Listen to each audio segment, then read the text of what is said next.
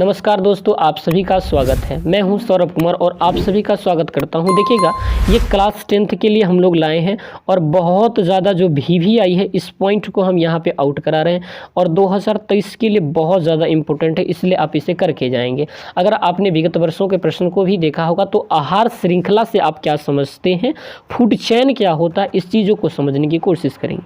तो आहार श्रृंखला में पारिस्थितिक तंत्र में ऊर्जा का एक पीठीय प्रवाह उसमें स्थित श्रृंखलाबद्ध तरीका से जुड़े जीवों के द्वारा होता है।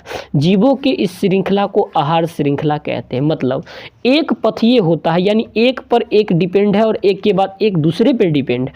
आहार श्रृंखला में पारिस्थितिक तंत्र में ऊर्जा का एक पथीय प्रवाह होता है। ऊर्जा का, जैसे ये किसी और को खाएगा और इसको ये खाएगा तो इससे ऊर्जा इसमें ट्रांसफर हो रहा है, तो एक पथ में जुड़ा हुआ प्रवाह होता है। ऊर्जा का एक पथीय प्रवाह होता है, उसमें स्थित श्रृंखलेबद्ध तरीके से जुड़े जीवों द्वारा होता है। जीवों के इस श्रृंखला को आहार श्रृंखला कहा जाता है। अब आइएगा और समझते हैं।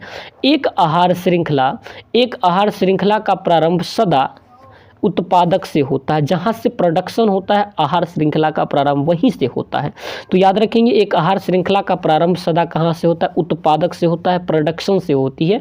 ये क्वेश्चंस ऑब्जेक्टिव में भी आती है। इसके बाद श्रृंखला में प्राथमिक उपभोक्ता शाकाहारी जंतु तथा उसके बाद द्वितीयक उपभोक्ता मांसाहारी जंतु रहते हैं और तृतीयक श्रेणी में उच्चतम श्रेणी का मांसाहारी रहते हैं, जो दोनों चीज़ों को खाते हैं और बहुत ज़्यादा हाईएस्ट होते हैं।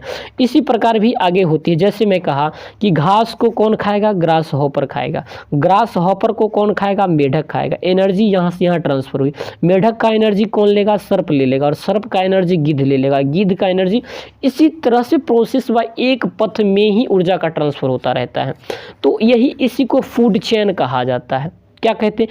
एक ऐसा श्रृंखला या एक ऐसी प्रोसेस जिसके थ्रू जो ऊर्जा का प्रवाह होता है एक पथीय होता है। तो इस प्रकार जीवों की इस श्रृंखला को आहार श्रृंखला कहा जाता है। आहार श्रृंखला का प्रारंभ सदा उत्पादक से होता है, जिसमें प्राथमिक उपभोक्ता शाकाहारी जंतु होते हैं तथा उसके बाद के उपभोक्ता मांसाहारी और तृतीयक जो होते हैं वो हाईएस्ट मांसाहारी होते हैं, अर्थात आप उसको दोनों खाने वाले कह सकते हैं।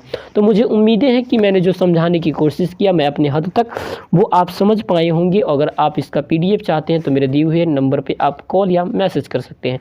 तो दोस्तों, मिलते हैं फिर नई वीडियोज़ और नई उमंगों के साथ। तब तक के लिए आप सभी को ढेर सारी शुभकामना। Thank you very much.